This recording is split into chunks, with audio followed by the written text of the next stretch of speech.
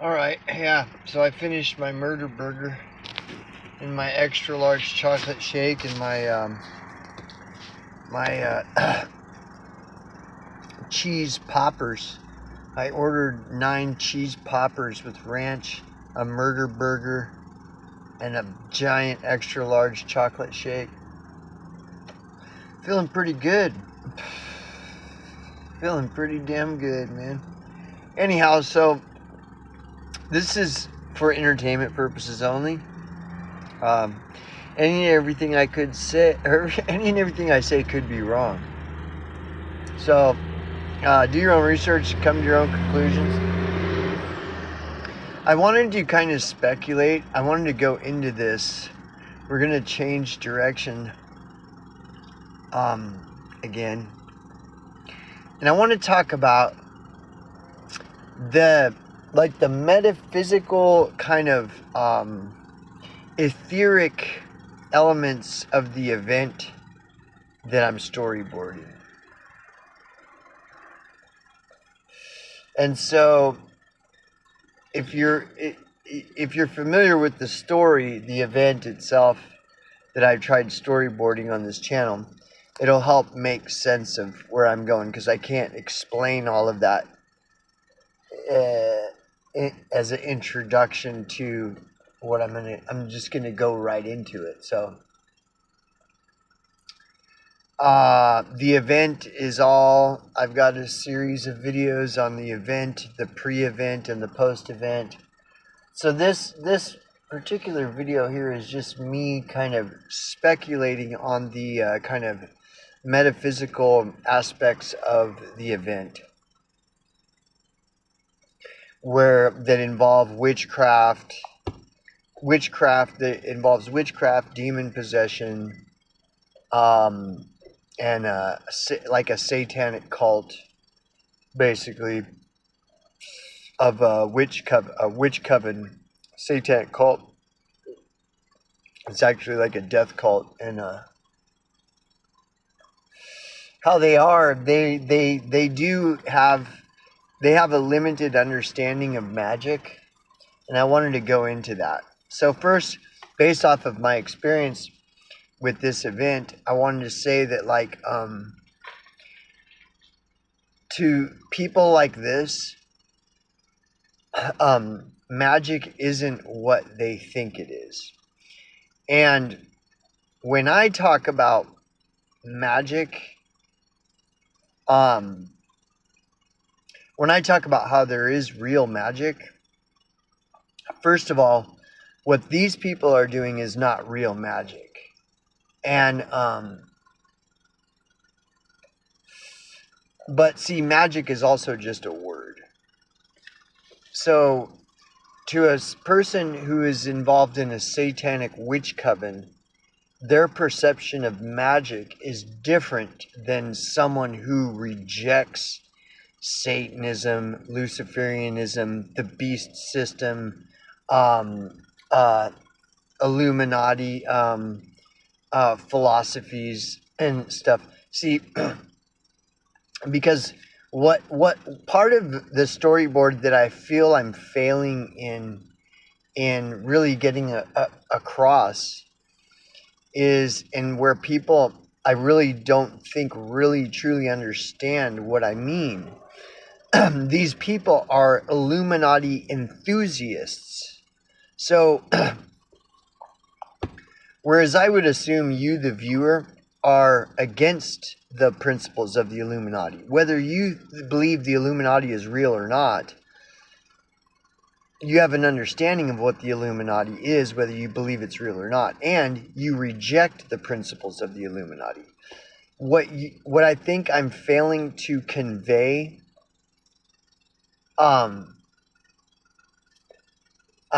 failing to really bring this home to where it's understood, is that my ex, Psycho X, and these people that she's involved with are literally conscious enthusiasts of the Illuminati. Like, they want to be in the Illuminati. They want to be Freemasons.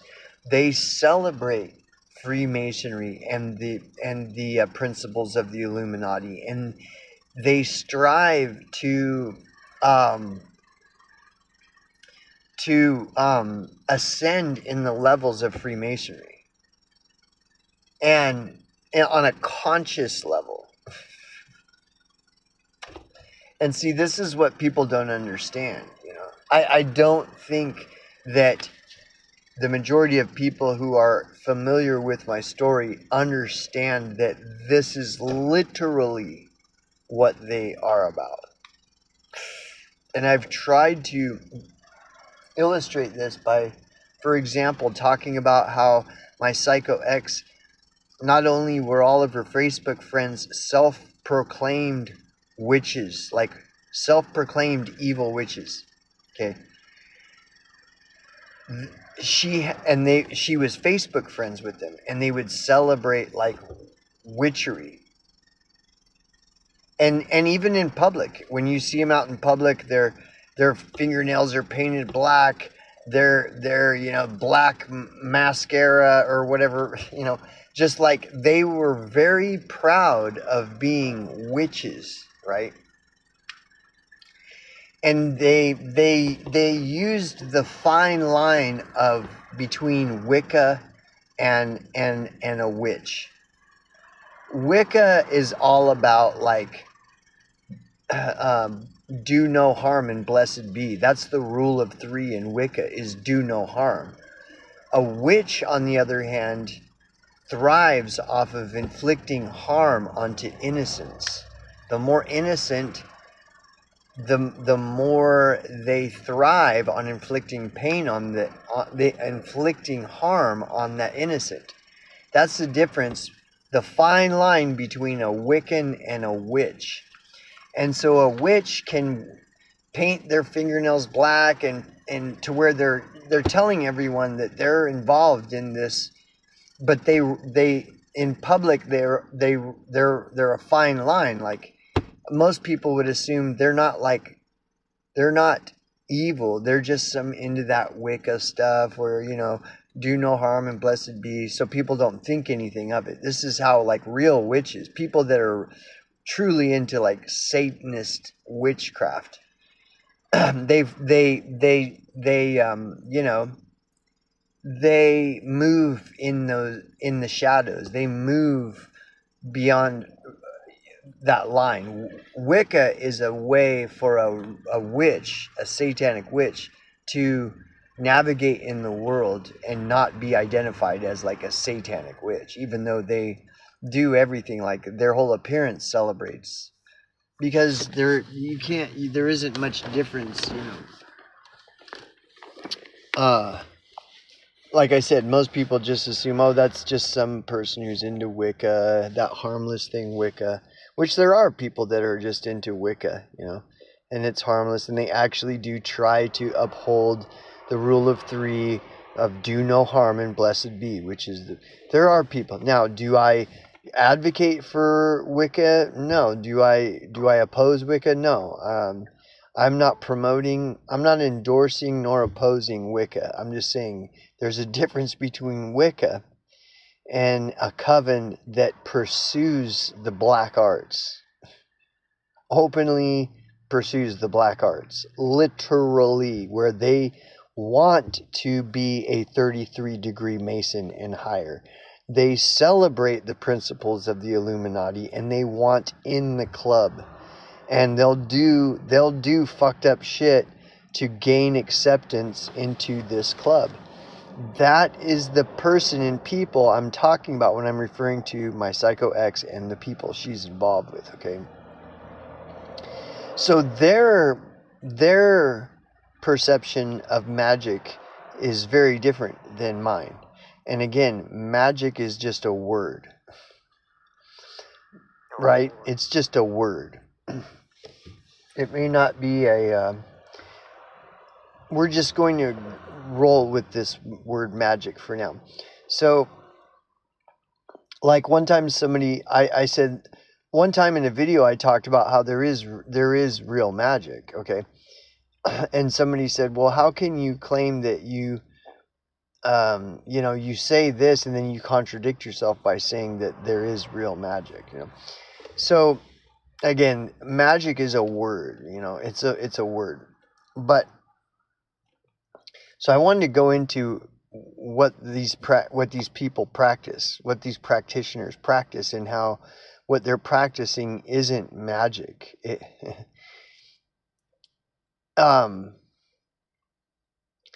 But they think it's magic. It's like. So anyhow, I don't know. This is a very experimental video, and I really just am doing it because I want to use this as a soundboard and kind of lay all this out and explore it.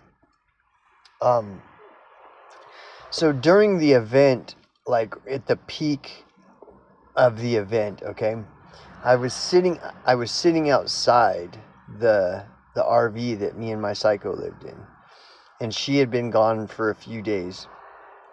And there was all this shit coming at me, death threats and all this crazy stuff that I can't even explain because it's so insane. And it all involved witchcraft and all this shit, right? And so I'm realizing this. I'm the pieces of the puzzle are just coming together. Like I'm starting to see what is going on. And it's like 2 or 3 o'clock in the morning and I'm sitting outside. And it almost in a sense like kind of like making a stand, like I'm out there letting him know that yeah, I'm here. And I have a light on. I have this just like some industrial light. You can buy them at you can buy them at like Home Depot. It's like $7 and it's this silver thing with a light bulb in it. And I have that because I tore everything down. I just tore everything down. So there was no light outside. So I took that industrial light and I hooked it outside so that there was light at night because I knew these guys were like, they were gonna fucking they were gonna be trying shit. They were gonna be trying to fucking break in or burn the place down while I'm in it or something. And so I put that light out there to let them know like I'm here. And that, if they were going to try to do something sneaky, that there'd be that light and people, they'd risk people seeing them if they were going to try to break in or try to do something, that there's this big bright light outside. And so then I sat outside and the bright light was like right above me and it was pointing out in front of me. And as I'm sitting out there, it's like I had it was like a sixth sense, which we all kind of have, and sometimes we are able to maybe tap into it a little bit. And it was one of those moments where I was kind of tapping into my sixth sense while I was sitting outside, and the light was kind of like was projecting out, but only to a certain point. At some point the projection of the light fades to black, right? And so I could see like the black enveloping around the light, because the light only projects so much until it becomes like where there is no light, right? And I could see it, and it was like a dome. It was almost like this small dome was around me that was being projected by this light. And I knew that they'd been trying to get to me. These people, it was obvious at this point. Like you could totally see it. Like there was all kinds of crazy shit. And so I could sense that there was a lot of spell casting. I mean, they made it obvious there was spell casting. They put shit out to tell me that they're casting spells, like like the Wiccan brooms and shit. They had, this was a few days prior. But so they're wanting me to know that they're casting spells. They're wanting me to know that they're coming after me. They put a death threat out on me. They're wanting me to know that they're attacking me.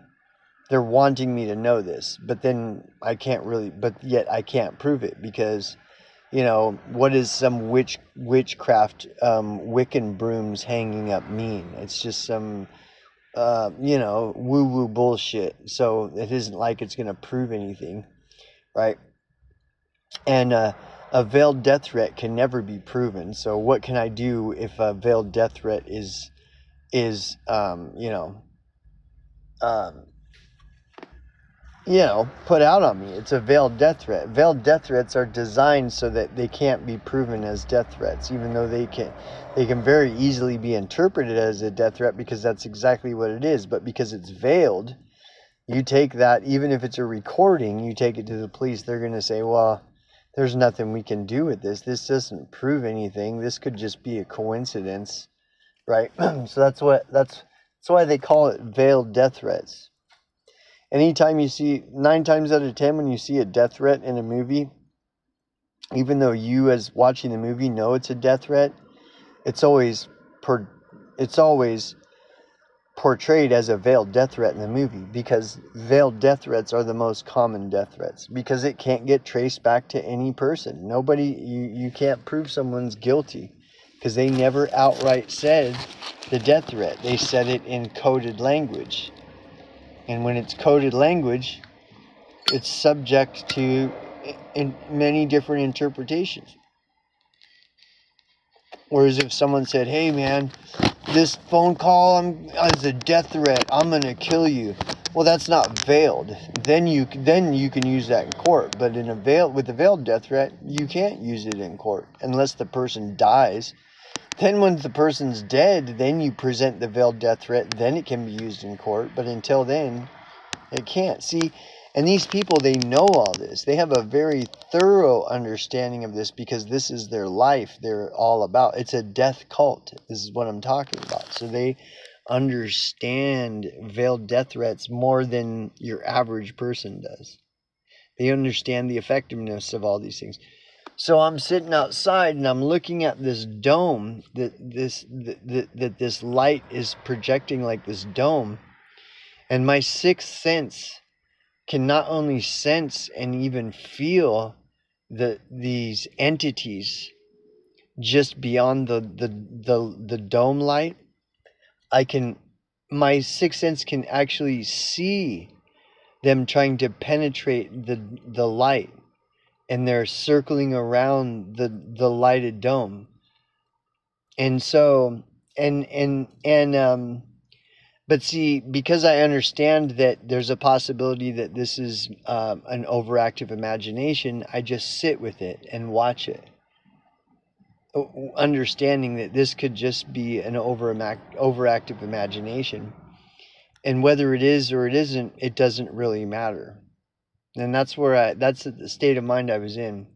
And I observed this for a very long time, until I started to get tired, and I was like, I'm just going to go in. I got to get some sleep, right? I can't sit out here and stay up all night. And so I started to kind of get ready to make my way back inside. And I looked, and there was this chair about 3 feet in front of me. And there was a spider that was not a tarantula, that was almost the size of my hand, walking on that chair right in front, like 3 feet in front of me. And when I saw that spider, I knew that what I was seeing was not was not an overactive imagination. That they were casting spells, and that the subtle movements of dark entities circling the dome light and trying to figure out how to penetrate the light, I was thinking, well, this could just be an overactive imagination, or it could be that I'm visibly seeing them attempting to cast spells on me. Once I saw that spider, because I was done observing, I observed it for a while, and it didn't bother me. I was just observing it and just letting it all happen, and just accepting it for what it was, whatever it was, whether if it was my imagination or not, I don't know, but this is what I'm seeing. And then when I was tired, and I decided I'm going to go inside, and I started to, gather myself to go inside. Then all of a sudden I noticed there was this giant spider had been right there, and I hadn't seen it until I kind of stop paying attention to this phenomena I was witnessing, and I kind of like came back to reality. And there, that chair, it was a little lawn chair, and about 3 feet in front of me, and there was a fucking spider that wasn't a tarantula, that was almost as big as my fucking hand, and it was moving really slow and just crawling up that the back of the lawn chair right in front of me. When I saw that spider, that was confirmation that, yeah, this is exactly what is happening. This is not me having an overactive imagination. So the illusion is real. See, what these people's perception of magic is illusion. It's illusion. But the illusion is real. And if you have enough people all focusing on one thing, it can manifest itself in reality, which was that spider. That was the most effective they could do at penetrating the light and entering my circle, my sphere. Was that spider. And I liked this. The spider was like cool. The spider was like my friend. It was like, this is a real creature. But that they had manifested that in an attempt to instill fear in me. And that they had actually manifested that. And that those spirits that I could see just outside of the light dome, that was a representation of them in real time, attempting to cast a spell on me. Like, it was spell casting. And that spider was meant to was manifested in an attempt to scare me. But instead of scaring me, I saw the spider as like my friend. It was like, it wasn't my friend, but it wasn't an enemy at all, and it didn't scare. And initially it scared me in a sense, because spiders are kind of scary.